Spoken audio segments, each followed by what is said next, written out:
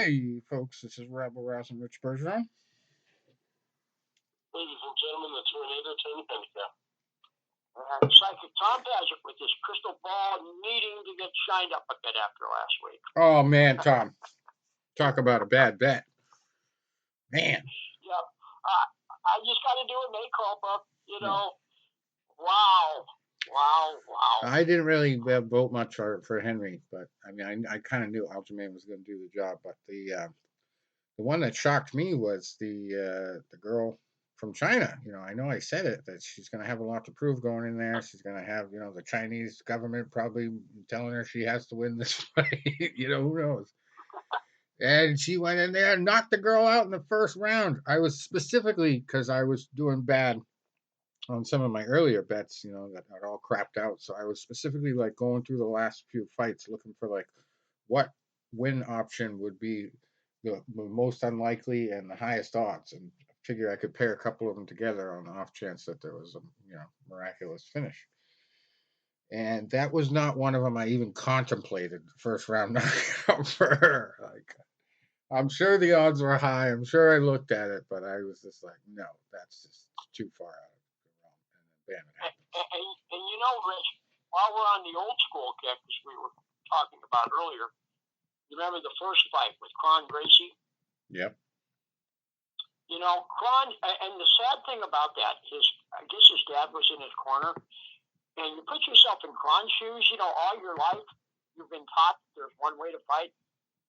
And he was trying to make it a jiu-jitsu competition, but without the gi and with time limits, and everyone sharp to the game. Did you see how sharp that Canadian was on the ground, not putting his arms out? This was not like 30 years ago. Oh, no. It was, so Kron, and he seemed to have no stand-up. Oh, no, yeah. That would have been a freaking unbelievable payoff if you picked him knockout in any round.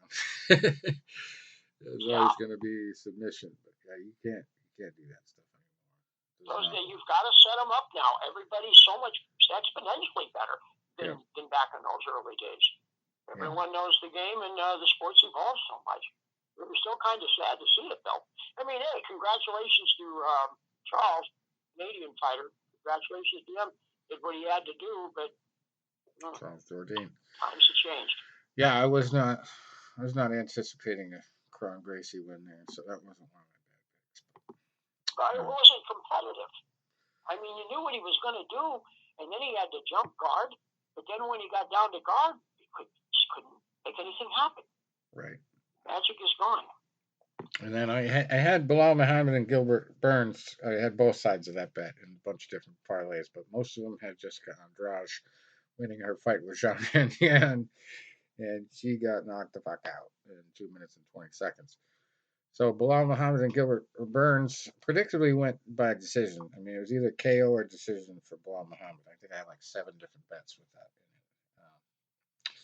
And none of them ultimately paid off because you had to have the exact right combination. I'll tell you what you were right about, Rich. Like you were questioning, is Gilbert coming back too quick after this last fight? Yeah, and I don't care how much you train. Rest is so important. Especially when you're going in against a guy who's known for decisions, and you're going into a 5-round fight. Yeah, and it didn't look like he took any kind of a beating against Masvidal. But you never know what's going on in the gym. Right. You guys both know when you're training for a fight in the gym, you got to crank it up. Yep. Yeah. And, the intensity changes between when that contract is signed and it's going to be showtime. So, and Gilbert, I guess, got back there the week after Masvidal, pretty shortly after, and it caught up to him. I don't know what happened to him in that first round, something about his wrist or something, or his shoulder. Right. I guess the injury report was like a hospital sheet. So, probably they should have called it, but he wanted to go out in his shield, but there's coming back. There's coming back too soon, and then there's not coming back soon enough. Or no, there's coming back too late. That's Henry Cejudo happened to him in the main event. But Henry actually had a couple good moments. But what I was really shocked by was he just seemed to have no jiu-jitsu whatsoever. Like, he had defense skills from the jiu-jitsu, but he had no jiu-jitsu of his own. Like, never went for a real good choke attempt, and always thought his slugging would do the job. But Aljamain is not going to sit there and slug with you. It's not going to happen. And when he did, he actually had better reach. So Cejudo really had to get close to hit him hard. So I thought Aljamain did a perfect job. I don't know why it was a split decision. Oh, he's brilliant. I mean, I think I didn't see it as a split decision at all. No. I mean, but I think 3 rounds to 2 was fair, but there's no question who won. I don't think. And Henry was just a step behind, and like a day late, the dollar short. They were both very confident going in. They both definitely put on a good performance, but I mean, Henry obviously was rusty. He needs work, and he definitely needs to be updated. He needs the new system update for his phone package. And then with the smaller weights, we know in boxing, the smaller weights burn out quicker because it's so much speed and reflexes. I remember Bill Clancy once said 27 volts for featherweight. And I mean, I think times change now, but still, I think that may apply somewhat. Right. It's easier to come back at the higher weight divisions. Yep.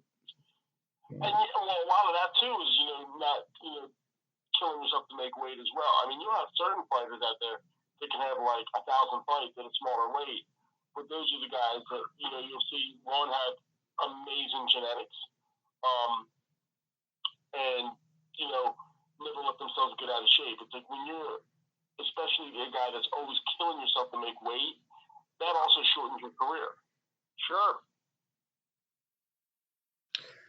Yeah, and Movsar Evloev had a little bit of a scare. He got caught in a couple different submission attempts from Diego Lopez, who was not really expected to win at all. Movsar was a heavy favorite. He was like plus 900 just on the money line. But he had some tough moments. Weathered the storm. Yeah, that was entertaining for sure. Pulled his legs out of those situations, and never looked close to tapping. But Diego was very impressive going up against a guy of that caliber, coming from mostly feeder league fights. I was surprised. And then, as we said, Charles Jourdain pretty much handled Kron Gracie. I didn't watch much of that fight. I was having trouble with the feed. But before that was my biggest payday of the night. I think it was like $7 or whatever. I bet $1 on this crazy odds that Matt Frivola would win by first round TKO, the steamroller Frivola they call him, and only because he had a pattern of knocking people out in the first round in his last couple fights. And Drew Dober was no exception. I didn't have super confidence that he was going to be able to do it to a guy like Drew Dober. I had parlays with both guys in, but yeah, he did it. Pulled it off. So that was like one that I staked in a parlay, I think, and I also made like another $1 bet just on it. That outcome. So sometimes it pays to do the single ones. And Kennedy and Chuck Wu beating Devin Clark by guillotine choke in the second round. Kalen Williams before that over Rolando Bedoya. Verna Jandiroba over Marina Rodriguez. That was kind of a surprise for a lot of people, but and she's a tough little Rob Schneider lookalike, that lady. She looks just like him. Parker Porter surprised a lot of people, including me. I did have him on both sides, but I did not expect him to TKO Braxton Smith, who was known for 6 straight TKOs, or 5 straight. So that was first round TKO. I didn't have on my list of potentials. 2 minutes and 10 seconds in, I didn't even get to see it. I didn't tune in soon enough for that one. And then a guy I got in a bunch of my early parlays. It looked like it was looking good. Ikram Alaskarov. I pretty much knew he was going to knock out or submit Phil Hawes, and he did knock him out. Another first rounder. I would not have picked first round, but first round knockout of Phil Hawes, and that went around the highlight reel quick. I mean, all the news outlets that could show footage were showing that pretty quick, ESPN in particular. And then first fight of the night, Claudio Ribeiro over Joseph Holmes. And that was also a TKO in the second round, 3 minutes and 21 seconds in. We've got UFC on ABC 4 this weekend. Main event of Jailton Almeida, 18-2, against Jairzinho Rosenstruck, who is 13-4. Pretty much not super familiar with Almeida. I've seen him in a couple fights, but I know he's just chiseled compared to Rosenstruck, who looks a little more like Big Country Roy Nelson, the African American version. That's the punch. Never count him out. Yeah. Because I'm making that up. Just rewatch that fight with the Overeem. Yeah, the last second. When that came, the last 10 seconds where he lost every minute of every round. Yeah. Yeah, so you can never count him out. But Jailton Almeida's up and coming. He's looking good. He's strong. He's young. I think he's going to take this one. But, I will probably have bets on both sides. And then Anthony Smith versus Johnny Walker. Old school, long-time fighter. Journeyman, you might say now at this point, against young, hungry, non-weed smoking Johnny Walker. So we'll see. Anthony Smith, I don't know. I think he might pull this one out. I'm not exactly sure about it, but I think he might know that if he doesn't win this one, he's going to be in trouble. They'll probably release him if he's not under contract for a couple more fights. But Johnny Walker comes in really needing to get a big name win. So I like him too. Probably early. If he can get him out early, he doesn't have to deal with all of Anthony's knowledge and skill and experience. I think he's going to be trying for first or second round. And then we got a tough one, another young up-and-comer against a guy who's more of a tactician, got a little bit better winning record than Anthony Smith. Anthony Smith comes in at 36-17 to Johnny Walker's 20-7. Daniel Rodriguez comes in at 17-3 to Ian Gary's 11-0. And Gary had a little bit of a scare in his last fight. Didn't look like he was going to get the win. And he pulled it out. He got a knockout at the end. But anyway, Carlos Alberg before that at light heavyweight, 7-1 against Ihor Potieria, who is 19-3. It's another light heavyweight bout. Tim Means in the 8th fight of the night. He is 32-14 with one draw, fighting Alex Morono, who is 22-8. And those are two perfectly paired fighters right there. That's going to be a tough one to predict. Matt Brown against Court McGee. Matt Brown is actually the underdog. 23-19 against Court McGee. And Court McGee, boy, this is 21-9. Wow. But McGee looked pretty horrible in his last fight, and I think he's like a little bit more into retirement than he might want to admit. Matt Brown is kind of getting up there too, but I think he's got a better edge in this one than being the underdog. He should probably get a decision win there. Not better. Carl Williams, 8-1 at heavyweight, fighting Chase Sherman, who's 16-11. Chase has lost like 4 out of his last 5. Carl Williams is a little bit less experienced, but Chase is actually got one of the highest knockout percentages I've ever seen for a guy with so many losses. 16 wins, 15 of them by knockout. Yeah, funny. I'll be rooting for him, though. He's the closest thing in the UFC to a lookalike of me. He just doesn't have the beard. He's definitely got the weight. I still haven't lost all that. Anyway, bantamweights. Cody Stamann, 21-5 with one draw against Douglas Silva de Andrade, who is 28-5. Then we got Nathan Levy, 8-1 against Pete Rodriguez, who's 5-1. G. Yvonne Kim, 9-6 with 2 draws against Mandy Bone, 7-2 in a flyweight female fight. Then we got a guy with one of the best fight names in the UFC, Brian Battle, 8-2, fighting Gabriel Green, who's 11-4 at welterweight. Jessica Rose Clark, 11-8 at bantamweight, fighting Tainara Lisboa, who's 5-2. That's in the leadoff bout. And we got to go to Bellator real quick, and we got to talk boxing for a minute before we get Monte on the show. So we got Gegard Mousasi coming back this weekend, or tomorrow actually. Yeah, tomorrow in Paris, France. against Fabian Edwards, 11-7. Because when you're in France, you got to have a guy named Fabian on the fight card, right? Brent Primus in the co-main event. He's 11-3 at lightweight, fighting Mansour Bernawi, who is 20-4. We got Douglas Lima on the card, 32-11, fighting Costello Van Steenis, who is 14-2 at middleweight. We got Thibaut Gauti, 16-6 at lightweight, fighting Kane Musa, who's 14-4. We got Denise Kielholtz, 6-5, against Paula Cristino dos Santos Silva, who's 6-1. Oliver Enkamp, 11-3, fighting Luca Poklit, who is 8-1. Welterweight bout. Saul Rogers, 15-5 at lightweight, fighting Davey Gowan, who's 21-8-2. Before that, we got Yves Landau, 18-9 at 147-pound catchweight fight against Piotr Nidzielski, is 17-5. Deep card. Sarvarjan Kamadov, 14-0 at 141 pounds, fighting Kevin Petchy, who's 18-5.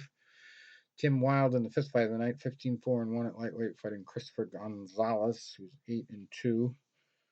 Babakari Diata, 8-1 at featherweight, fighting Keir Harvey, who's 5-2-2. First three preliminaries. But the big boxing news is the results from last week. John Ryder putting on a good performance of what kind of heart you need to be a boxer, but not very competitive in the fight. I didn't get to see the fight. I was following it, as I was coming home and then as I got home. And in the first few rounds, Canelo's taking it to him. They're like, Ryder might have a busted nose. Ryder, he did. Fifth round, he was knocked down. Beautiful 1-2 combination. But then, he got up and he kept fighting, and, he went the distance. He lost pretty much every round. I think, did he lose every round on every card? I know a couple Associated Press had him winning like maybe 2 rounds. But this doesn't spell good news for Canelo. A lot of people that really watched the fight said he looked one-dimensional. He was not throwing combinations. He was throwing one punch at a time. And he decided he pretty much coasted, the second half of the fight. He knew he had it pretty much won. And he was not able to get this guy out of there after he really was, brutalizing him over the first half. A few people that I read, and I tend to agree with, said he'll never beat a guy like Bivol like that. Right. And in fact, they said if he fights Bivol again, it might even be easier work for Bivol. Or Benavidez also. Benavidez, exactly. Yeah, I mean, it was at his level, yeah, he won the fight. Congratulations. But there are ways to win.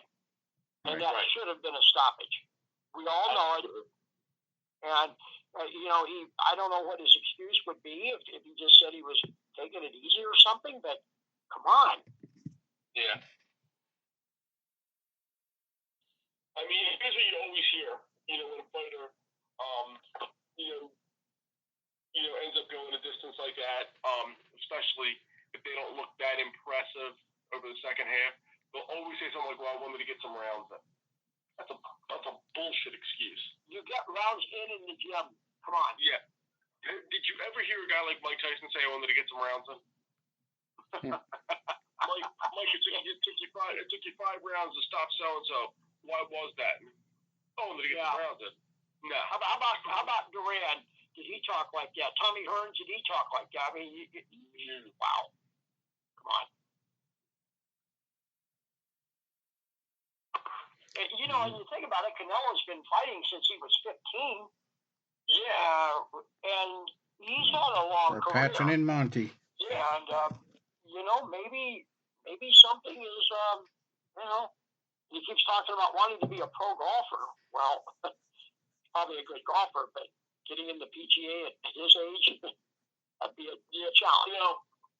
You figure it's hard to remember that his fight with Mayweather, and he was young, he was 22, maybe 23, was almost 10 years ago. Right. It'll be 9 years in September, because it was September of 14. So you figure that was 9 years ago. So now you're looking at a guy that was fresh-faced and baby-faced then, has had a great career, and he wasn't at his prime then, but he is no longer at his prime now. Yeah, I mean, that's what it looks like to me. I mean, I didn't see it. I just seen the highlights. And, congratulations to Ryder for hanging in there, but that shouldn't have happened. It should not have happened. I could picture Benavidez stopping Ryder. Yeah. Like I said, I didn't get to really see much last weekend. Did they say what else was on that undercard that was of any interest? Oh, here he is. Hello? Monte. Oh, there he is. Monte, you with us? Yeah. Hey, there he is. All right. So, sorry about that. No, no problem. So, we've got Monte Cox on the line, author of The Full Monte, Stories and Adventures from the Pioneer of MMA Management. How's it going tonight, Monte? Good. And how long ago did you write that book? Or has it been an ongoing process? I finished it a week ago. Oh, wow. So we're real quick on it. Yeah, I've been working on it for 3 years. I started during the pandemic. Yeah. It gave me something to do, and then I finished it. A week ago. I just ordered my first book today. Wow, awesome. So you're early in the game. Yeah, so if anybody wants the full scoop, they can listen to our show. And how do they find it out there? I know that you were telling people to Venmo you. Is that still the easiest way? Yeah, right. Well, right now, I self-published on Amazon, but Amazon takes 60%. Yeah. Just order through there. Yeah, I've had my battles with them. First to hit the people that I know, and what you would call low-hanging fruit, the ones that I know are going to buy, and I'd rather get paid for those. Right. If we go through Amazon, I make something like $4 a book. Yeah. Ugly. It's a lot of work in 3 years for that. So, yeah. Although obviously this isn't something you write for the money. It's something I've been wanting to do for a long time, and finally I got the chance to get started and got it done. What a relief. Yeah, I mean, I've actually been following your career for a long time. Back when I first started this business, I don't know if you ever remember, but there was like a big controversy surrounding Giants sponsoring the MMA. Oh, yeah. And I got sued for $25 million for writing about what really happened. And I started ZionsSucks.com to kind of combat against it, and that led to FightNewsUnlimited.com, because I had Fight News Unlimited on MySpace back then, and Zions kept getting it shut down. But as you know, in the early days, Zions sponsored everybody.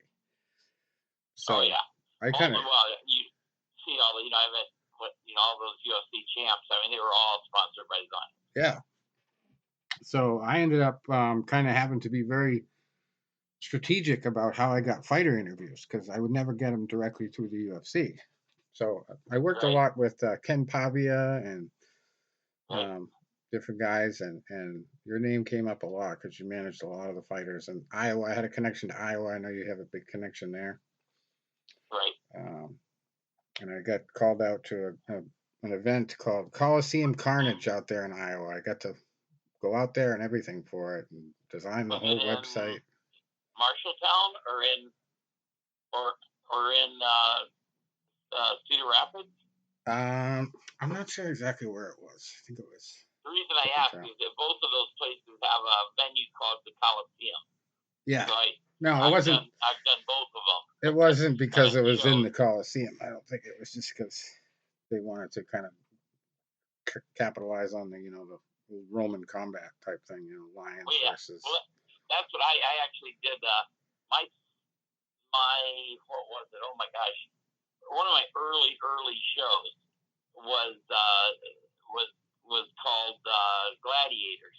Oh, yeah. It was way before this is 97, way before anyone else did it. Mm-hmm. And the place was called the Coliseum that I did it. And then I had the waitresses and stuff wearing Roman garlic togas, things like that. We did the whole Roman theme, so I know where you're coming from. Yeah. Yeah, it was in a big stadium. And the problem was, I mean, the names were worth it for the fights and stuff like that. There was a bunch of UFC veterans. Josh Neer was there.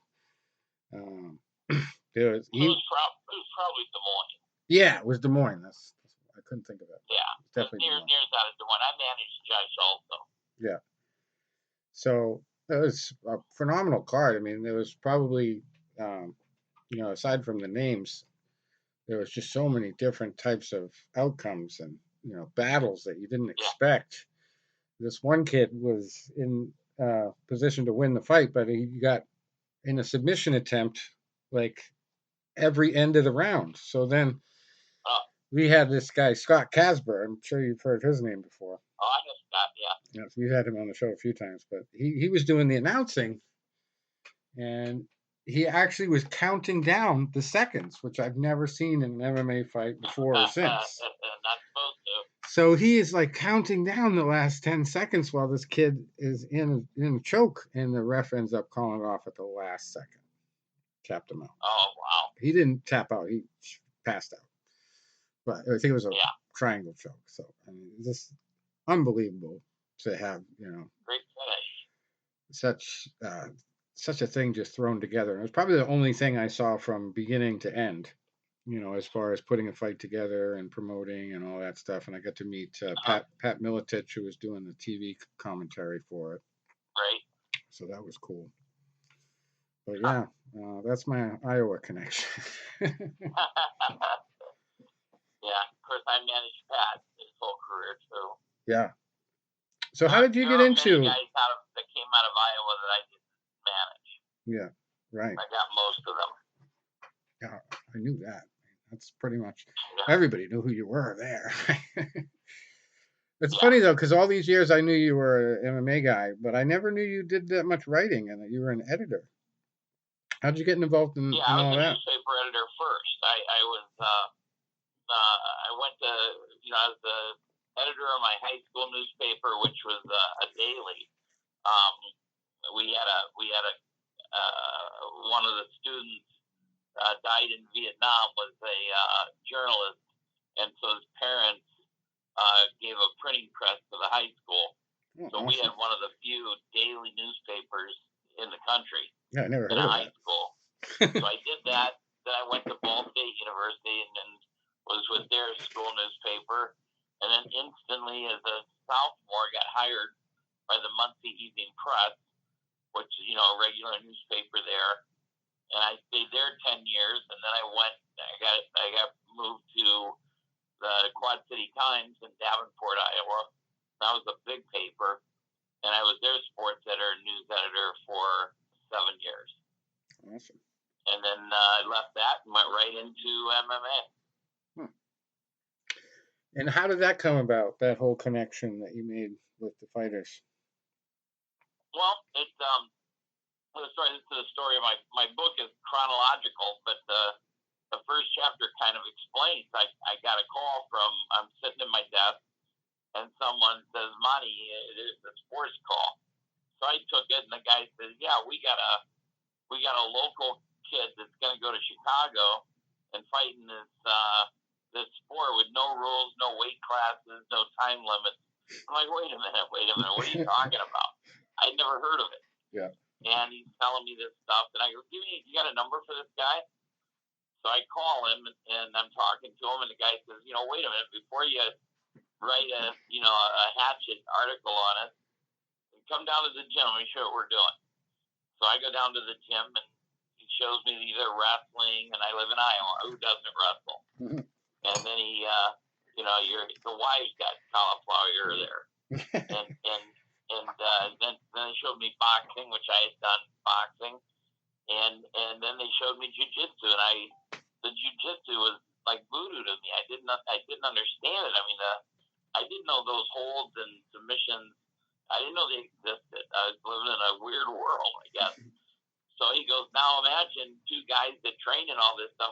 against each other. And I said, you got my interest. And he was going to Chicago. I said, I'm not going to write anything. I'm going to go to Chicago. I'm going to watch and write afterwards. So I go up to Chicago, and it's packed. And St. Andrew's Gym right there by Wrigley. And my guy from Davenport wins the whole tournament, just crushes everybody. And I'm like, I'm hooked. I mean, this is the most exciting thing. And that guy was Pat Miletich. Oh. And so I come back and I wrote a story about this new sport that could end up taking the country by storm, and our local guy who just may be the best fighter in the world. and that's kind of where it started. He says we have to put on an MMA show.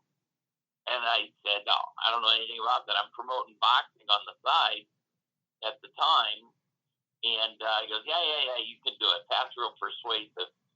And so we decided we put it on. And my first show drew 8,000 people. Awesome. Now, this is a time when the UFC is drawing 2,500. Yeah. You know, I drew 8,000 people. Wow. And I made about 2 years of sports editor salary in one weekend. And I no longer was interested in newspapers anymore. Yeah. So sure. I finished out my time, which was, I think I had another 3 months to go before I hit 7 years. Yeah. And at that time, I became fully vested and got all my, my retirement and all that stuff. So I waited 3 more months. And then in the meantime, we put on a boxing show with Macho Camacho, and I fought on that one. That was my second pro fight, and we drew 6,000 to that. And then 1 month after that, we did one more MMA show, my first one, after the newspaper, and we drew almost 6,000 for that one. So I made a lot of money in a hurry, right. And that made it that enabled me to have no fear, and I just went out after it. No longer working, just putting on shows, and I've now done over 500 shows, events. Yeah. So, I did 5 in 1 month back then. It was just crazy, just driving all around and putting them on. And from what I heard back in the day when I actually went out there, the beginning of our website, Fight News Unlimited, there used to be this place called Toad Holler where these people would just gather and people would just like jump right out of the audience and fight each other. Well, yeah, Toad Holler wasn't my event. Yeah. But I started all that. I started it with a thing called Tuesday Night Fight. And I did it. That's awesome. I started that in around 1997. Yeah. And what mine was, Tuesday Night Fight, it was mainly kickboxing, but I would do some amateur MMA if you trained, if you were at a gym. And so for us, they would sign up ahead of time. And then if you had guys there that wanted to do the boxing, and they were 1 minute rounds, kind of like a tough man, right? With headgear and big 18-ounce gloves. Like we had a guy box his wife because the wife said he forgot their anniversary, so she got to tag him a few. It's just funny stuff. And I started doing those every Tuesday, and that built up to where I was doing them in the Quad Cities. I was doing them in Cedar Rapids, Iowa City, and Des Moines. And I had Tuesday night fights, Wednesday night fights, Thursday night fights. And we were drawing 500-600 people a show, and people just wanted to see it. And I also used the fighters that I managed, and I'd put them in and have them box and learn, so they were getting used to fighting in front of a crowd, all that kind of stuff. I think it really helped them. And I had guys like Robbie Lawler and Drew McFedry. They actually fought each other. You know, that fight in the UFC would have cost $1 million. You could see it for $10 on Tuesday Night Fight. Yeah, I threw together when I was a coach in college. I did like Friday night fights myself. Way of, it made money, but more than anything, I was getting into managing fighters, and it was hard to keep them busy. There weren't that many shows going on, so I'd keep them busy every week at my show, and then when something would come up, I'd either put them in my regular event or I'd put them in someone else's event. Right. It was hectic. I mean, I was trying to handle, 50, 60 guys. Right. Yeah, that's quite the network, though. I mean, if you think about it, that's like you had your own feeder system to the big leagues. Yeah. And now these days, all these guys come from feeder leagues. Yeah, I mean, that's what I became for the UFC pretty much. I mean, I put, through my show, I had more than 200 guys, closer to 250, go into the UFC. Oh, wow. That's amazing. So they knew. And I mean, you go to one of my shows and, there's John Peretti, scouting, looking for guys. We were in Indiana and, John's there watching and the very next UFC, 4 guys from that show, there they are fighting. Because he came out to see him. Yeah. So we were definitely, full contact fighter, which is huge back then. They would either Joel Gold would come himself, or he'd send a photographer reporter. So whenever the paper came out, his newspaper, we were all over it. That's what made us all so famous, because everyone knew. From the paper, they knew who we were. Yeah. That event, I just looked it up, was Coliseum Carnage, and it was in Ames, Iowa. Oh, wow. Headlined by Justin Eilers and Scott Huff. And then Josh Neer was co-main eventing with Tyson Burris. Yeah, Justin Eilers was my guy. Oh, the guy I definitely remember from that card, Mike Van Meer. You know that guy?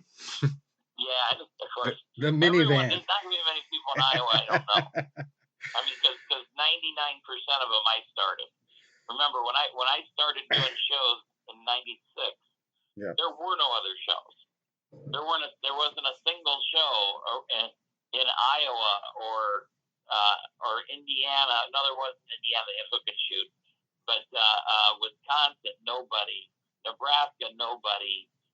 Missouri, nobody.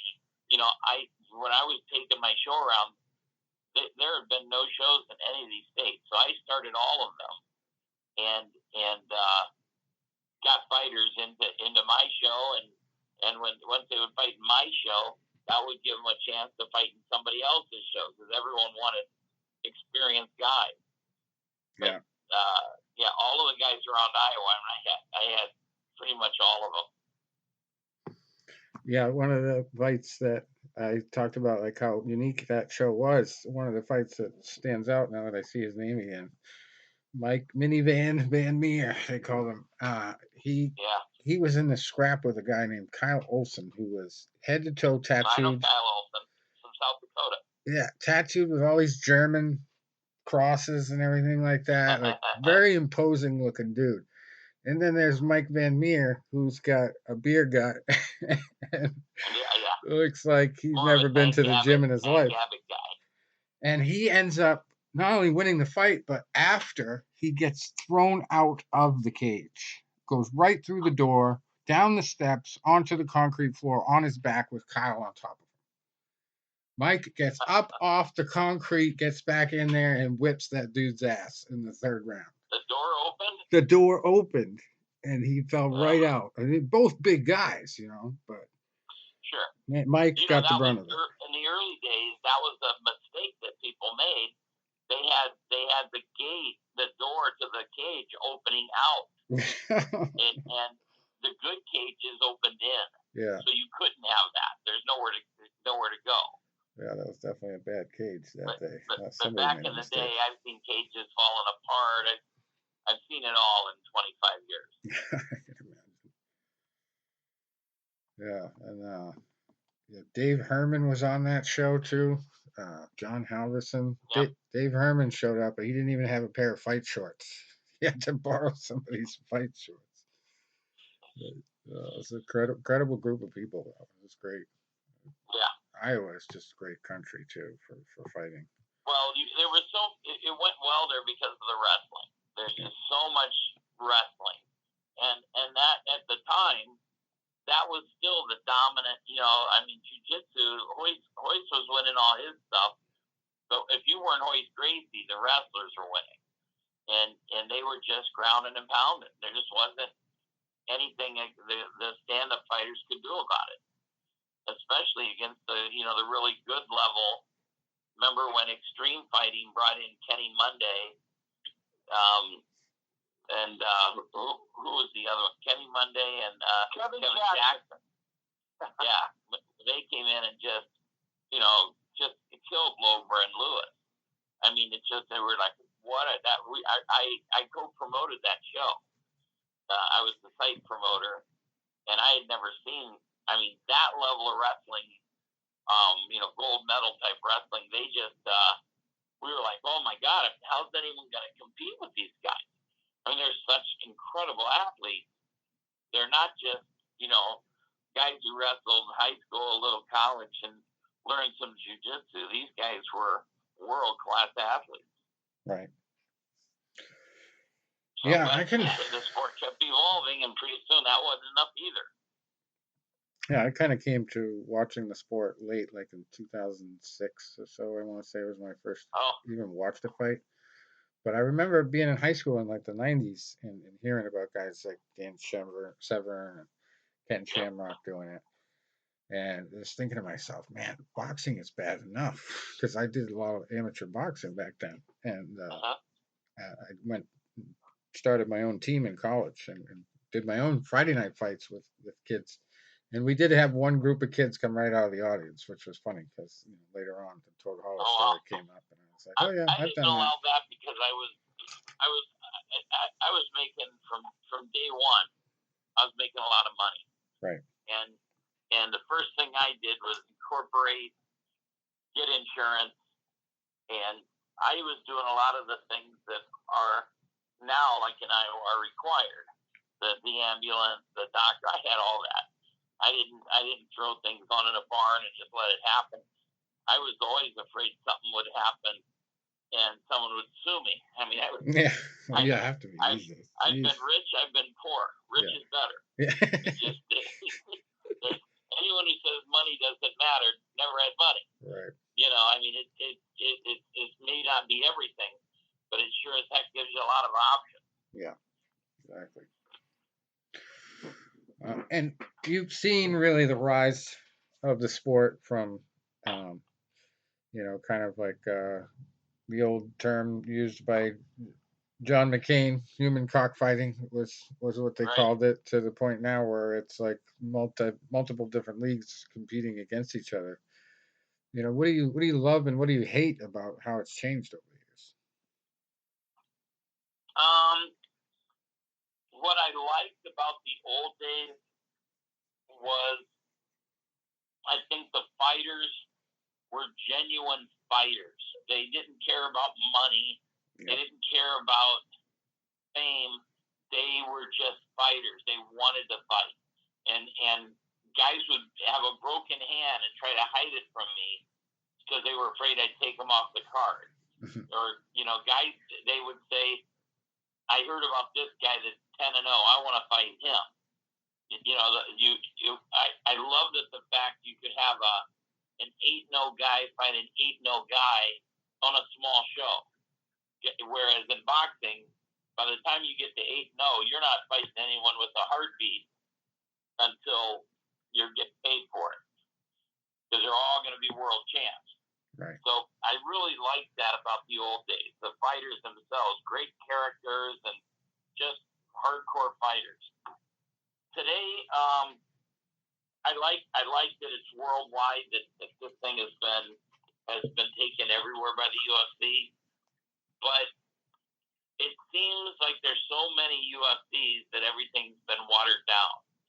The fights, there aren't as many fights that excite me now as there used to be. I mean, back then, 10, 15 years ago, I'm not going to miss the show.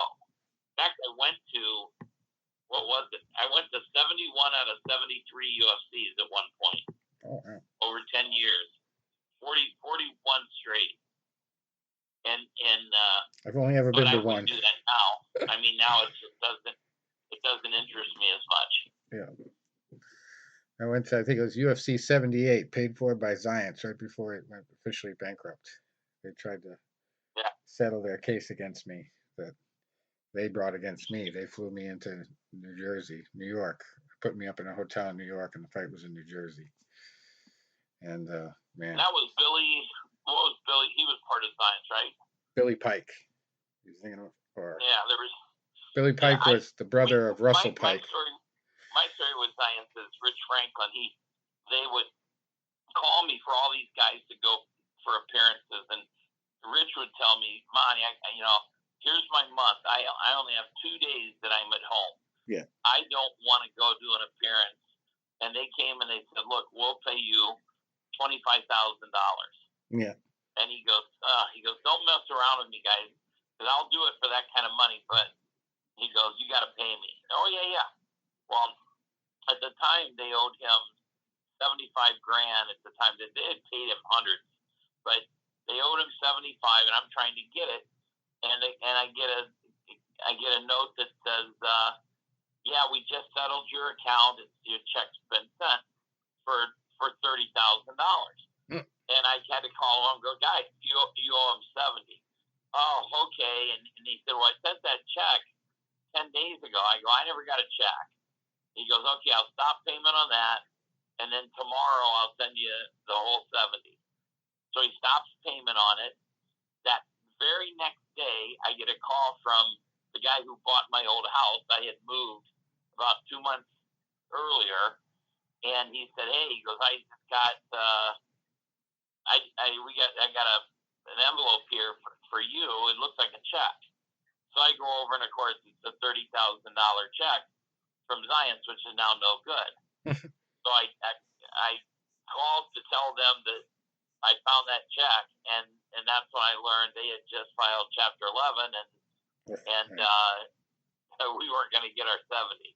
And they did that with the Fertittas in an ownership position. In my hand, it was no good. That's the crazy thing that a lot of people don't realize, because Zions went viral when that story first happened. I kind of became part of it because there was actually a whole magazine in New York that wrote a story about the whole battle between me and the Fertittas attorneys. But the Fertittas attorneys jumped in because they were like a huge investor, and they were the reason behind me getting sued, because if the stuff that I was writing kept getting out there, then their investment in Zions wasn't looking good. And they put in like $15 million, them and a bunch of partners, big money people. And so they basically had the UFC covenants of their loans too involved, because if Zions went bankrupt while they were a sponsor of the UFC, then it would be bad. Like, it would look bad for their loan covenants. They might be in violation of them, so they could lose like up to $1 billion in loans that the UFC got. And at the time, it was such good package of loans that the Fertittas and Dana White actually pocketed some money out of those loans. They didn't just pump it into the UFC or anything. So anyway, long story short, like, they set it up because the Fertittas were on the inside of Zions at this point. They set it up not only to burn every shareholder and all their own fighters for contracts, they also set it up so they made Zions, while they controlled it, bid for the middle of the mat space, just obnoxious number. And then Harley Davidson had to come along and outbid them on that space for a company that was going bankrupt. Never going to honor that contract. They just were like, "All right, well, Zions is not going to be there anymore. Harley Davidson, you're going to have to pay a little bit more, but you get that spot." So, and they just did all kinds of things. And then they ended up getting sued by the trustee, which is why my case got settled. And the trustee paid me, bankruptcy trustee paid me for information and to go out there and talk to them about all kinds of stuff, and then settled my cases against them because I countersued. And so the trustee only gets them for like $1 million for their involvement in setting all this up and serving themselves. Wow. That's because they had good lawyers and they knew it was going to be like a week-long trial and cost a lot of money. So they were just like, okay, we'll just throw $1 million at them and make it go away. But one year, that was the downfall of Zions, unfortunately. 1 year they spent $57 million on marketing expenses. And a lot of that was UFC fighters who came to depend on them. And I actually went out to Vegas and talked to a few people. One of the lawyers that used to handle all the contracts and stuff like that for Zions itself told me that the fighters used to call him all the time looking for opportunities because they heard, Zions pays good money for these fighters to just, rock their gear, say that they're doing the supplements. Franklin had commercials made of him, where, he's he's a math teacher, so they did him in a thing, and a girl asking if he took science himself. And he says every day, and if he walks out, there's a machine, like a pop machine, selling science products with his face on it. Yeah. That's pretty good stuff, but expensive. Oh yeah. Well, they was run by a corrupt guy, Russell Pike. I mean, man, the stuff I found out about him, it's just crazy. He went like on a cross country con man spree, basically, him and his girlfriend. And his girlfriend went to school with Dana White. So, I mean, it's come full circle now because, like, we interviewed Dana White's mother right after she wrote the book about him. And because I had my lawsuit experience, I ended up helping her with a lawsuit against a woman trolling her online on behalf of Dana White. And they hired one of the biggest law firms in the state, Dana White's people, to help this girl out that was defaming Dana White's mom. So Dana White's mom used some advice from my book regarding some of the things I did when Zions tried to sue me to screw with them. And she used it to win her case. And I was like, wow, that's awesome. But she said something to me, I think it was like 7 years ago we did this interview. And I went and re-listened to it recently. And it made me take a couple more steps to research. She said something to me about Dana White's father-in-law being a big-time Chicago mobster.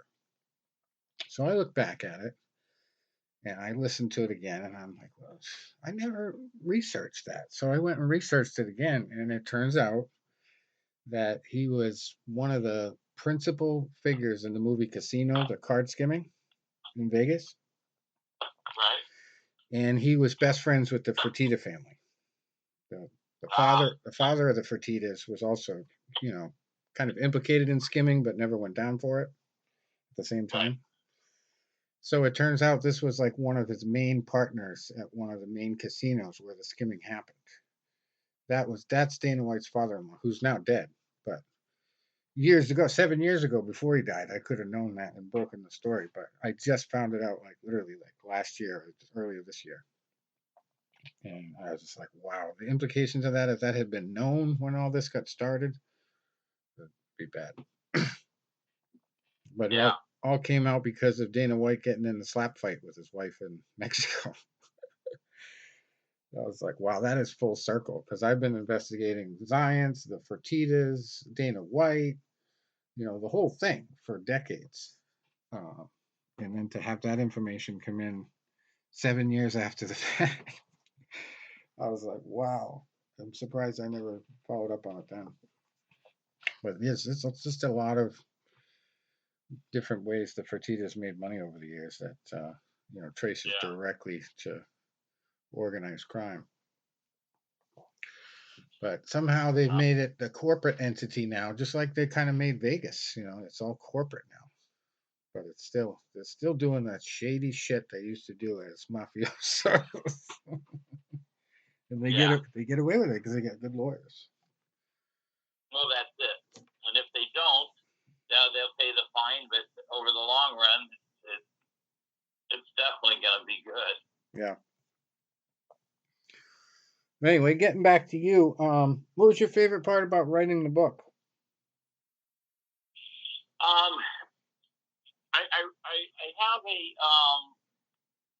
I have a kind of a unique style in writing. I'm more of a storyteller, more than anything else, and I have experienced, a lot of really cool things. I've lived a few lifetimes, because of this, and it was a chance for me to go back and talk to a lot of the people that I started with and stuff. So when I wrote a story, if a story in the book is about Matt Hughes losing to Dennis Hallman twice, when he's, I think he was 31-2 with both losses to Hallman, I just called Dennis Hallman and interviewed him and got his thoughts on the whole thing.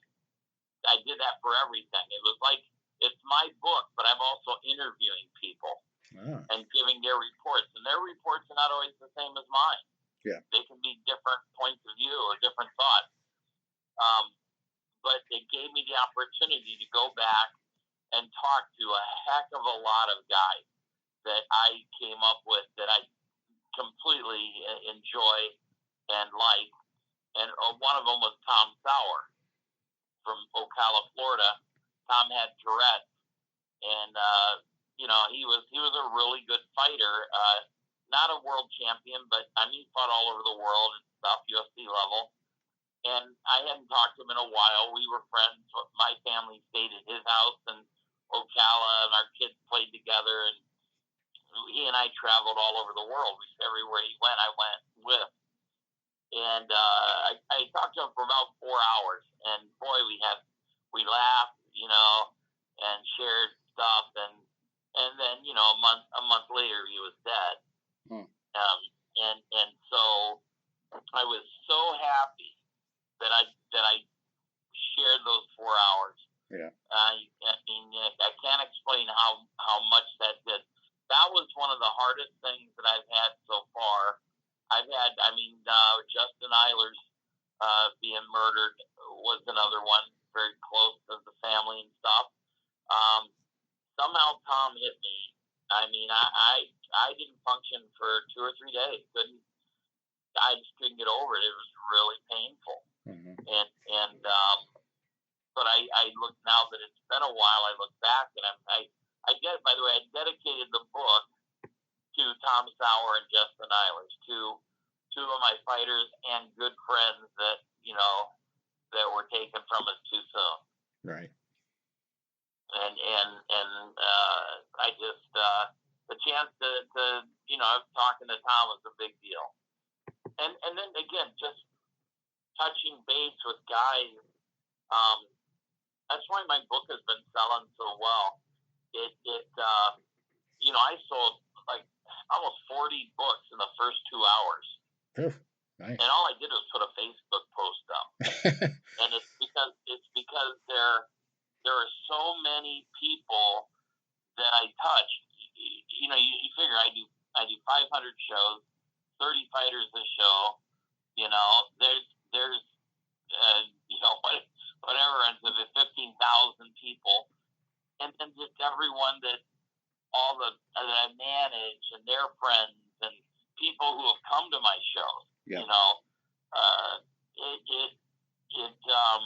It touches a lot of people, and then I got to look at the post, and the people that were buying books are like, I met you 15 years ago, and I came to this show, and I'm a friend of so-and-so's, and it's really fulfilling. Right. I feel good about it, and then my only fear is that someone, people might not like it, and I don't know if people who know me, they know my personality, they know I joke about everything, they should get it. But because I'm looking for funny things that happen, but also serious things, real things. Do I get in there and talk about pulling Jens Pulver out of the UFC and screaming back and forth to Dana? yeah, I mean, all that's in there. Battles with some of my fighters that I thought were my best friends, and you know, I managed for 10 years, and I finally get them to the peak. They cut me so they don't have to pay me. You know, I mean, it's all in there. I didn't hide anything. Yeah. You know, me getting in trouble for taxes, going to prison for 3 months. I wrote a whole chapter on my time in prison. Yeah. You know, mostly funny stuff. Yeah. I wasn't exactly in a harsh prison. Yeah. I mean, what pissed everyone off at my prison was the bowling alley was not open. Oh my God. And but we still had the theater. Yeah. I'm serious. That's not too shabby. That's good time if you can get it, right? Yeah. Well, that's actually what ultimately got the guy that started Zions too. He got busted for tax evasion, and he was just putting stuff in different people's names and just being stupid about it. I didn't get tax evasion for what I was told. I know a lot about it now.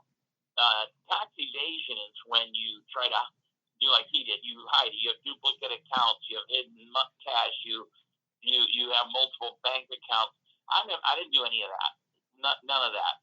My situation was I couldn't. I was so busy and just throwing money at home and putting it in. I only had 2 bank accounts, and we intermingled. You know, I was an escort, so you can do that, and so I just didn't keep track. Yeah. And then in 2010. I got, you know, I was the CEO of M1 Global. So I had Fedor and the Russians, you know, I was running that company.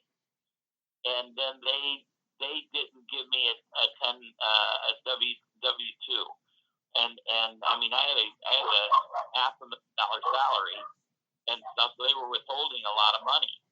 And I couldn't, for 2 years, I fought to try to get my W-2. And they just wouldn't do it. Turns out they never turned it in. They withheld the taxes, but didn't pay them. Yeah. And so finally, it was my turn. I'm so late. I owe for 3 years, and in 2010 they said they're going to audit me. So I, as quick as I could, I finally found an attorney, and she goes, "You just have to estimate what you did, what you got." And I said, man, my computer fried in 2010. My motherboard burnt. I mean, I have the receipt from when I took it in and everything. I'm not making it up. And so I had to try to reformulate what I made. Yeah. And I just guessed. And I guessed low. I mean, I didn't guess. I'm not going to pay more than I have to. Right. But I guessed enough that I paid $360,000 in tax. Mm-hmm. You know, so it wasn't like I didn't pay. And they came down on me hard. I was making way more money than I thought I was. Yeah. But I still to this day I don't balance the checkbook or anything like that. There's enough money there to pay for everything. I don't worry about it. It's hard stuff when you're trying to do 7 things at once. And then they, I mean, they were wanted to make an example of me. Yeah. That was the big thing. They wanted to. I mean, guys making $2-3 million a year in Iowa, there's not that many. If this was done in Illinois, yeah, it's nothing. It's a joke. You know, they got nothing better to do than go after people just trying to make money. You know. Yeah, and for me in Iowa, that's the big deal. And these 2 guys from Cedar Rapids thought they had this monster case, and they were all over me. Mm-hmm. And in the end, I mean, look, if I'd have done something really serious, I think I would have gotten more than 91 days. Yeah. You know, I mean, the judge said, I had heard this from someone else, but the reason he didn't just give me probation was that on probation, the state could have appealed, or the feds could have appealed, and then I get a whole new judge. They could sentence me up to 3 years. Right. So he thought it was safe to sentence me to 3 months, and then you know, that way they won't do anything, and so that's all I got.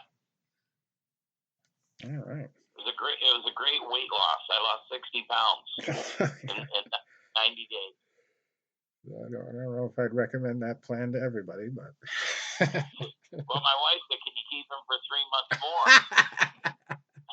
You know, I mean, honestly, I can see where these celebrities go off to a fat camp or something. Oh yeah. I can see how this works. Like I had no internet, no ties to the outside world, other than you could make a certain number of phone calls, and I've never slept so well. Yeah. I didn't have a worry in the world. What's tomorrow going to be like? Don't care. Yep. Got nothing. Yeah. I'm going to lift weights. I'm going to shoot some baskets. I'm going to ride the bike. I started riding the bike to lose weight. Yeah. And I'm going to avoid the food as best I can, and go to bed again and do it again. Yeah. I mean, there was not a worry in the world. Like a fighter in training camp, right? It's like and people should pay for that. I think people do pay for that. And instead, you and the rest of the public paid for me to be there. I appreciate it. Was it federal? Yeah. Oh. Yeah. So you were one of those Club Meds they talk about, right? It was. Yeah. Club Fed. Except the only thing is the food. The food is atrocious. Yeah. It's nasty. I mean, I didn't lose 60 pounds just because I exercise. I mean, there was some shit you just can't eat. Yeah. I mean, and I always look at it like the people who come in to run the commissary, for example, or the prison, they want to look good. They want to show what they can do, and so they can get promoted and moved out of Duluth, Minnesota. And so the only way to really do that is to cut the budget, right? To do your job and pay the prison money. Yeah. Well, every time they had a new person, they come in and cut the budget. And pretty soon you're buying some of the bread we had was 3 years old. Oh. But they froze it. Yeah. So but it's still, I'm telling you can freeze it, but it tastes like 5-year-old bread. It sucks. And the stuff they say, once a month, don't eat the green chicken. And they cover it in gravy so you didn't know it was green. I screwed up one time. I threw up the whole night. Oh, yeah. And they had boxes in the warehouse. My cellmate was in charge of the warehouse, and he'd take me back and just look at this. There's on the side of these crates, not for human consumption, stamped all over. Swear to God. Oh, no. And you're like, oh my God, that's our food. Right. I mean, they don't care about the prisoners. I mean, they don't give a shit. Yeah. But ours was a nice place. We didn't even have they had just put up fences before I got there, but before they never had fences. Mm-hmm. I mean, but you're not going to run away because then you'll get put in a real camp. Yeah. Then you're in trouble.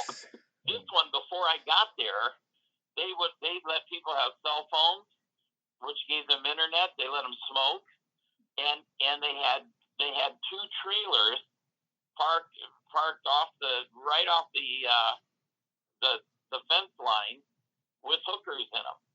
So the guys were going down if they could come up with having their people give them money. They go down and it was a rough prison. Nice.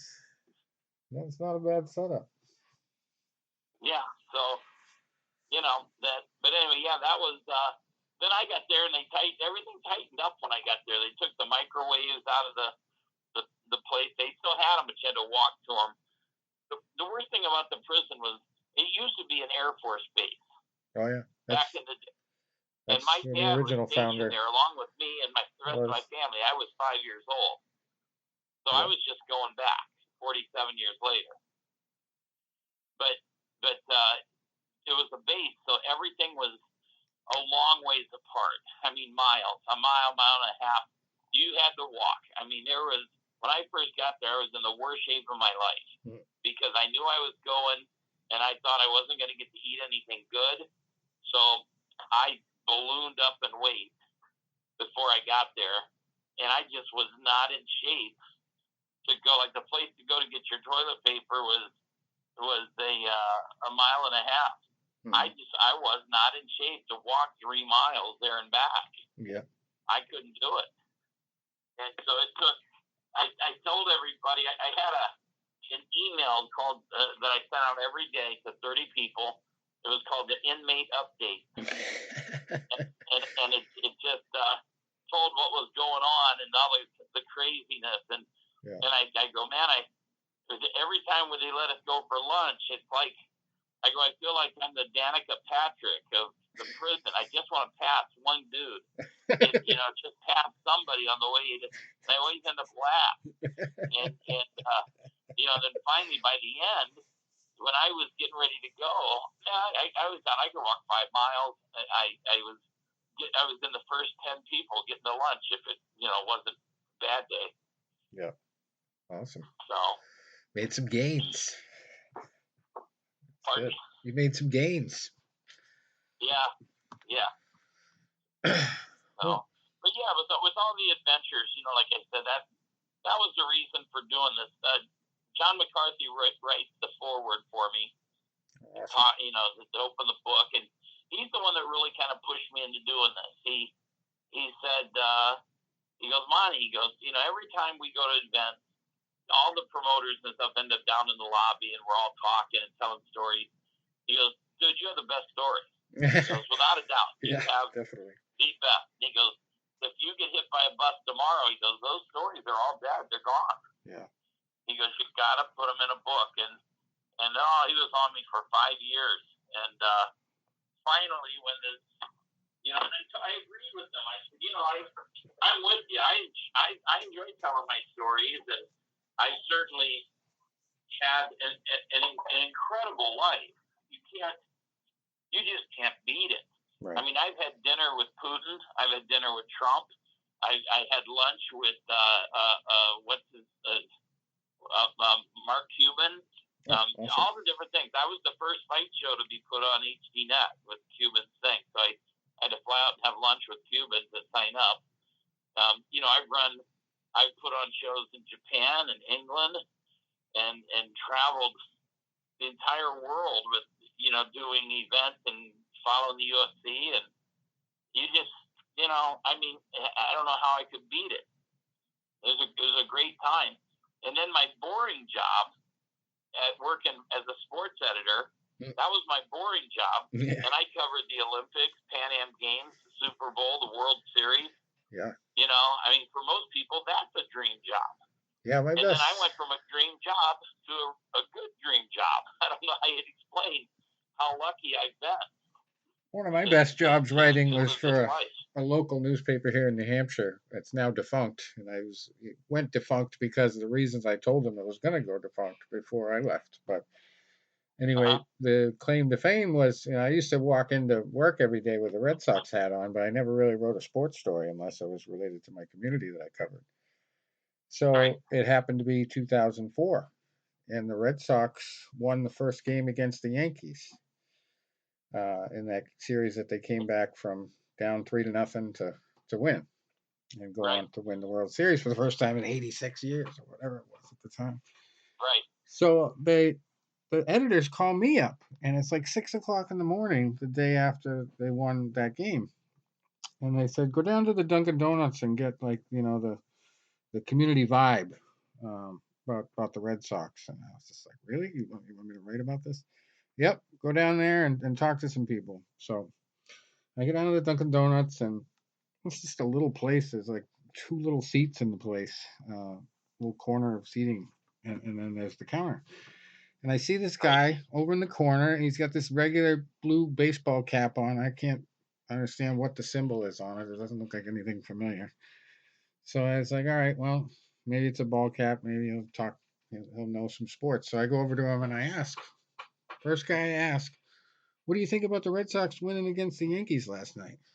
And he gives me this look, and he goes, the Red Sox were inherently stupid to trade Babe Ruth. So I was just like, wow. He's a baseball reference. I was like, that came from left field. I did not expect that to be the first comment. But then everybody else after that was positive. And even the last night before they won the whole thing, they had me do a series of it. Like I had never written so much about sports in my life. And every day I'm on the front page, following the Red Sox. So one of the last nights I went to a bar, went to 3 different bars to write about it in the local area. In the third bar, they had shirts on that said "curse reversed." so, so I was like, wow, from that guy talking about the curse to this night, that's just a hell of a transition. What we've gone to. Yeah. I thought it was just going to be one win. I'd be done writing about it. But. In journalism, one of the most famous stories is the guy from the New York Times that won the Pulitzer that year. When Kennedy was assassinated in Dallas, everybody was writing, was there trying to do their thing. This guy went to the cemetery and talked to the 2 guys that were digging the grave, and their thoughts on it and stuff like that. And he won a Pulitzer. Yeah, it's thinking out of the box, right? Type thing. I mean, no one else thought of it. Yeah, exactly. So when I was the newspaper guy, that was I always looked up to that. Just like, God, how smart can you be? And so every time I was faced with something, Olympics, whatever it was, I always tried to come up with something else. I would go at the Olympics. I'd go where there was nobody else. I go and I watch archery, or I'd go and I would watch back then they had this Swedish rowing team of women that were all like 6'2", 210. I mean, oh my God, they were huge. And what a story! I mean, it's just a great story. But everyone else was over watching the Dream Team. Yeah. So I've always kind of followed that my own beats to do it. But I always thought, what a great, how great is it they give you the Olympics? I have a pass to go anywhere, and they say just write a column a day, whatever you're looking at. The freedom to be trusted fortunate. To, do the writing, and they put it out in print. I mean, I've gone from the level of actually delivering the paper as a kid to then having a job to get my foot in the door as a circulation manager at a newspaper, to then writing for that same paper, and then moving up here and writing for a new paper. And, after a while, I did get kind of sick of that whole if it bleeds, it leads mentality, where everybody was always ambulance chasing and wanted to talk about a death or a murder. But, you could do some good stuff and like really get people to open up about stuff and, get good quotes in there. And I was in charge of like a whole section from my town that they put in the paper specifically because somebody left the paper to go start one that was direct mailed to everybody.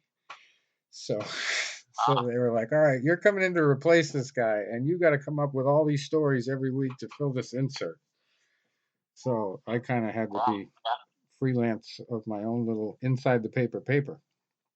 So it was a lot of fun as my first big job to kind of be put in that position. I did a 5-day-a-week column, and I was one of only 20 in the country that did that, and it's hard. I mean, it's hard to come up with something, so you got to have 4 or 5 in the can that's waiting. Yeah. If something doesn't happen, you go with the timely stuff, but then if you have a day that's just nothing, then you run the stuff that you have in the can, and if you go on vacation, you run the best of for a week. Mm-hmm. But I did that for 10 years. It was hectic. I mean, you always had it over your head, and you find that when you're responsible for that, you listen to what everyone says a little different. When you hear people talking, or you're talking to someone, if they mention anything that could turn into a column, I mean, you're like, bingo, you jump on it right away. Wait a minute, tell me more about this. So I think that has always helped me as far as listening and that kind of stuff. Yeah, the newspaper business is interesting. I was always telling them that they ought to look at ESPN, the website, and their little insider tab. And this was back in 2004. I left that paper, and Insider had just started at ESPN. I think like a few years before that, where if you paid a little bit extra every month, you could get access to their exclusive articles and stuff. Right. So I kind of wanted to point the paper in that direction because they had a website. It was the Laconia Citizen was the name of the paper, and their website was citizen.com. And I used to get access to the editorial stuff, like that would come into the letters to the editor and all that stuff. And I wasn't even supposed to. I was just a reporter, but I would get it. So I would see how many people were contacting them through their website and their email address to the website from all over the world. Like they'd be deployed in Afghanistan and they'd be talking about stuff going on in the local community. So I said to the brass, like you guys should really invest in this website and start selling it more. Like sell a subscription, weekly subscription to just the stuff on the website. And they ended up taking a lot of my advice, but just not going all the way on it. They ended up spending like $7,000 on digital cameras because of me and giving them to all the reporters and photographers. Just a whole ton of good stuff came of that. But the rest of the stuff they just ignored. And I was like, well, I didn't really didn't want them to fail. But when they did, I was kind of like, yep, I told you so. I told you it was going to happen because there was this little daily paper that comes out in the morning that's still around called the Laconia Daily Sun. And that little paper used to kick our ass. But there was not much in it. And we were kind of the afternoon newspaper that still survived somehow. None of them usually do. So we would somehow get beaten by the Sun's stories that even I would try to get into the system like 2 days earlier, and we'd still get beaten by the Sun. Stuff. We had a coach here where we had a morning paper. I was the afternoon, and we had found one of their passwords. I was a big racing fan, and NASCAR was his password. Yeah. And so we would have to creep around in their system really carefully, not to disturb anything so they know we're there. But we would read their week-long plan. And then, like, the day before they're going to come out with their high school baseball roundup, we came out with ours. Oh, nice. The day before, they hated us. It was so competitive. And we beat them on so many things. We just had a better deadline. We could do whatever we wanted, Yeah. We had all night. That's awesome. And stuff. So when they were covering the baseball game or basketball game and then they had to take off, I hung around with the coaches and talked and, tried to find an alternative angle and stuff. So. Yeah, the hanging around a little extra, that's one of my best assets too. I did that with Alice Cooper one time. They had a couple people go down and interview him he was doing a show up here in New Hampshire. And so I went in there and he actually drove there himself, and he drives a Volvo. Like he's not like a big ritzy guy that has a chauffeur everywhere. Maybe now he is, but back then he wasn't. This was over 10 years ago now almost. So anyway, there was a guy that was coming to have his tattoo signed. He had a tattoo of Alice on his shoulder. So I stayed for that. I took a picture of that, and then I agreed to meet the guy the next day at a tattoo shop in town to have him have it tattooed over. So I did a story on both of those things. But anyway, when I stuck around after the Concord Monitor reporter left, because it happened to be the radio show was in Concord, so I had to drive down there for the show. So I'm interviewing Alice, and she comes in and asks a couple questions, and then she leaves. And then my editor made me go down there with a bunch of records for Alice to sign. And I'm going in there with very little knowledge about Alice. Like he's a little bit past my prime. High school music and stuff. We knew about him, but like we weren't really so totally absorbed by him like my editor was. So my editor gives me like 10 records for him to sign. And he's sitting there signing them. And they get into a discussion, him and the DJ, about different musicians and politics, and even sports came up. at the end, sports came up because he plays golf with Randy Johnson, and he runs a bar with him somewhere in Arizona. So at the time, they were talking about Randy Johnson being traded. So I got Alice Cooper's comment on why he didn't want to be president. I got comments on Randy Johnson not being traded because the Diamondbacks don't want to let him go. And he talks to the owner every day. I mean, I got like 3 different stories in one story just from sitting around. That's awesome. And he talked about his favorite drummers. I mean, it was good. It was really good. Well, anyway, how do people find you online so they can get the book now? Well, I think the best thing is to just go to my website on Facebook. It's just under Monte Cox, and I think it's pretty. If you type in, I live in Michigan. I think I'm pretty easy to find. I don't know how else. I'm trying to put a website together, but I'm running a little bit behind on getting that caught up. Yeah. But hopefully I'll have that real soon, and such. Awesome.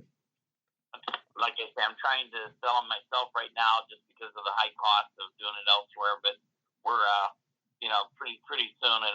Give me a couple weeks and we'll be up and running. Yeah. Did you get your own printing press like your high school or what? Just use that tiny business. What's it called? Amazon. Yeah. Oh, they've been difficult to deal with for me because I don't make a ton of money off my book at all. I wrote a book about being my own lawyer in all these different cases because I had the Zions case and then I had another one that went to the 7th Circuit Court of Appeals. And it was like before I could even write a book, people were suing me to make me sure I didn't write the books about these subjects.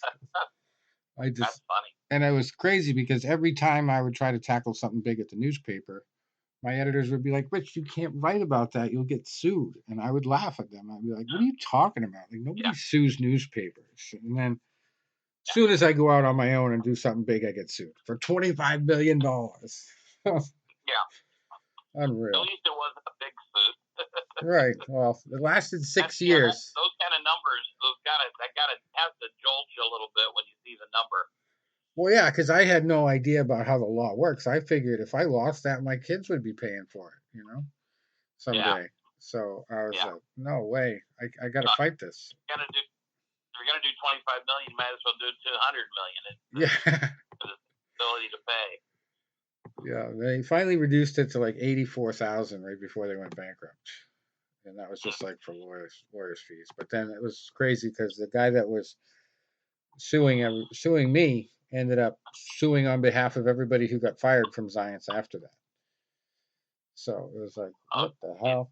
So you were suing on behalf of Zions then, but now you're suing on everybody getting fired for them. And he actually, the founder of the company, his brother actually became friends with me.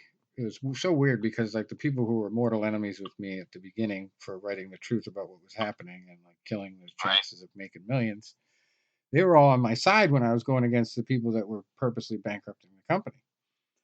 So the founder's brother, actually, he almost got in a fight with one of the lawyers getting onto the elevator one day.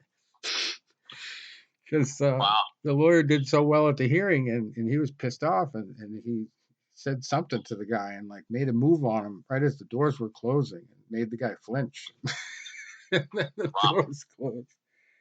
But he actually got into his brother's emails and sent me emails years later after everything, all the dust was settled, it was over. And the emails between the founder and the lawyer were basically saying, we just want to shut him up. We have to sue him and we have to get this injunction, and it doesn't matter how the case goes. We could lose the case. We just want to get this stuff shut down for now so that we can get this money coming in from the Fertitas. So, right, the bailout money. Yeah. So, leave it to me. I go leave this nice little cozy newspaper and I try to go out on my own thinking I'm going to make it big. And nope, I got to mess with a story that gets me sued for $25 million. Yeah. Careful what you wish for. Yeah. Unreal. All right. Well, hey, I should get running. All right. It's been awesome talking to you, and we will definitely catch up with you, and I'll buy my own copy of the book because I'm dying to read it now. Yeah, let me know if you want me to come back on next time. We'll go more. I'll tell a couple of the stories. All right. Awesome. All right. We'll do. Sounds good. Thanks a lot. All right. Bye-bye. Bye. There we have it. Monte Cox, the full Monty. I guess we're going to have round 2 because we got the half Monty tonight. Anyway, it was good stuff. We still got everybody? Yes, sir. All right. I got maybe Tony dropped off. He was feeling under the weather. Anyway. So I guess that's going to be a show. I mean, that's a lot longer than I thought we'd be talking to him. Jeez. It's an hour and 15 minutes almost. Or no, an hour and 5 minutes. Wow. Good stuff, though. He's definitely, I didn't even know he had a professional fight, too. That's cool. Anyway, lots of stuff. So I guess until next week, when we hopefully will have Dan Severin on the show. Yep. This is fun stuff, though. You know, and I've been Googling some of the reviews of this book. Yeah. And we already got reviews. Very interesting stuff in there. Yeah. Wow. Because this is like such a different world now compared to, you know, in MMA. It's just night and day almost. Right. I mean, there's no style versus style anymore. I mean, and I'm not saying what's better or worse, but and that old school stuff. All right, sure. I guess we will do that next week, huh? Yeah. That's kind of funny too that we're starting to get guests on like this because it just really brings you back to the days when all this stuff began and how like he said, one of the biggest things I think I took away from that interview was when I asked him, you know, what's he like and what's he hate about the changes and the fighter thing. It's so true. Like back in the day, that's all they cared about was winning, being, you know, calling out the toughest guy, and you know they didn't really want the fame or the money. Nobody was ever in it for the money. I don't think most people are in it for the money today. But as far as like the fame, a lot of them are out for the fame. All fighters at that level are either you're predominantly one of maybe 3 things. Okay, there's martial artists, then there's athletes, but then there's just fighters. Yeah. And I think everyone's a combination of those. In those days, yeah, everyone was pretty much just a fighter early on. 6 degrees of separation too. You know, he had more of a relationship with Mark Cuban, but Mark Cuban was actually emailing me during the science thing because he was trying to get Randy Couture's contract to do his HDNet fights. So the fact that they had that connection, him and Mark Cuban and HDNet fights, that was kind of funny. But yeah, then in the newspaper, oh man, I could have talked to him for 4 hours myself. Good stuff. Sorry, I didn't let you get in any questions there, Tom. No, I was just getting a lot just from just listening to him and then Googling all this stuff at the same time here. Yeah. You know, on the underground, reading some of the reviews of the book. Yeah. And what some people are hoping for, and looking at some of the pictures. He told a story on the Facebook post that got me involved about a one-legged guy in MMA, and one of his fighters kept calling him up and saying, "We're going to this tournament coming up, and I don't want to fight this one-legged guy I heard about. Like, I keep having dreams I'm going to end up fighting him." So Monty keeps telling the guy, "Don't worry about it. You know, the odds if you getting matched up with him are pretty slim." So sure enough, they get to the fight, and the guy gets matched up with him immediately. Immediately. See, I try to explain to guys I'm just introducing this stuff to. Like, I had one guy a few days ago looking at UFC's, what was that, 5? No, I can't even remember now, but it was the one up where Tank Abbott made his debut. Now, Tank weighed 280. He fought a guy weighing 400. And so this newbie saying, well, that's not fair. Well, it wasn't fair. Tank finished the guy off in 17 seconds and put him in the hospital. But it was just nuts in those days. Yeah. I mean, just such a... Well, just watching some of the Dan Severn fights. I keep saying, where were the commissions? Well, there weren't any commissions. Yeah. That's why there were no time limits. There were no weight divisions. There were no rules. Just fight. Yeah, I was watching some of the Dan Severn fights from the early UFCs, and like the headbutts going on and the back of the head strikes, and they were commentating over the video like, well, these are against the rules now, but back in the day. Yeah, and then I'm reading this one comment in the Underground. I bet the book will be good. What about that fighter who threatened to kill him and his whole family? Oh, geez. Bobby Hoffman, I think. Yeah. Yeah, it says Hoffman was dropped by manager Monte Cox after reportedly threatening to kill Cox's wife and children while Hoffman was fighting in Japan. Oh, my God. So, yeah. Vicious. Yeah, I didn't get the chance to tell the story, but I was like tempted to talk about after he told about trying to get money out of them. The trustee of Zions was actually at one point entrusted with trying to go after all the fighters for the sponsorship money they got and they weren't supposed to get. Like, because it was supposed to have been shut off. You know, all the accounts are supposed to be shut off by a certain time, and they call it a clawback when somebody's in that situation. So it's really clawing the money back from somebody. So it's like, you know, it's hard enough to deal with a clawback, I was thinking, for him in any situation, but to have to claw back money from a fighter, like, what? That's got to be crazy. Yeah. You must get some threats in that situation. And then, according Come to get it from me. one of these reviewers, in those early days, the pros were so much better than some of these amateurs. So it's just to level the playing field at least a little bit. Cox and company would begin to impose restrictions on fighters heading into bouts just to keep things interesting. Fighters like Horn, Jeremy Horn he's talking about, obviously, just to keep things interesting. As an active anthology about fight game lore with 116 pro MMA fights, we're subject to this kind of whimsy and experimentation. I would corner Jeremy Horn with Matt Hughes, and we'd be sitting in a corner, and Matt would go, Monte, what should we not let old Jeremy do today? Cox said, and I'd say, well, this guy's not that good. We can't give him everything. And Hughes says, I agree. What if the first round he could just do kicks? Yeah. And Jeremy, who's just about to go out there, says, shut the fuck up. Shake hands. No, first round, just kicks. Yeah. Oh, and it just filled with these stories like that. And apparently, one of the victims of this was just kicked around in the first round, and Jerry's just holding back, and finally he gets impatient in the second round and stops him. So then the victim goes on the underground and says, you know, I did a lot better against Jeremy than I thought. The first round was back and forth, and he really didn't land anything. My defense was good and all this, and we're sitting there like, you dumbass. Oh, man. Yeah, so this is, so you check out some of these reviews, Rich, on the Underground. Yeah. Well, I'm going to buy it, I'm sure. And they mention a statistical anomaly.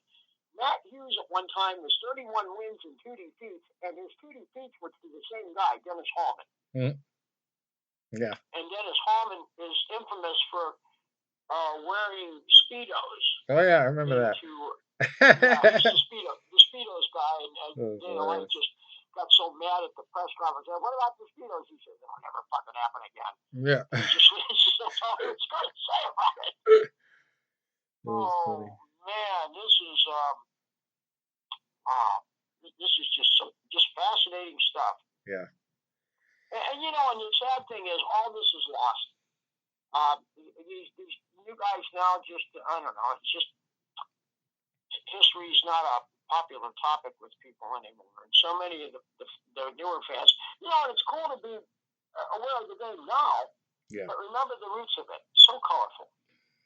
Yeah, you'd think that Netflix would have something on, like, the history of MMA or something like that, but they haven't really done anything. I think the politics would preclude that, unless it would be a hit job. Netflix. Yeah. Something. All right, sir. We will see you next week. All right. Thanks for stopping by. Yep. Adios.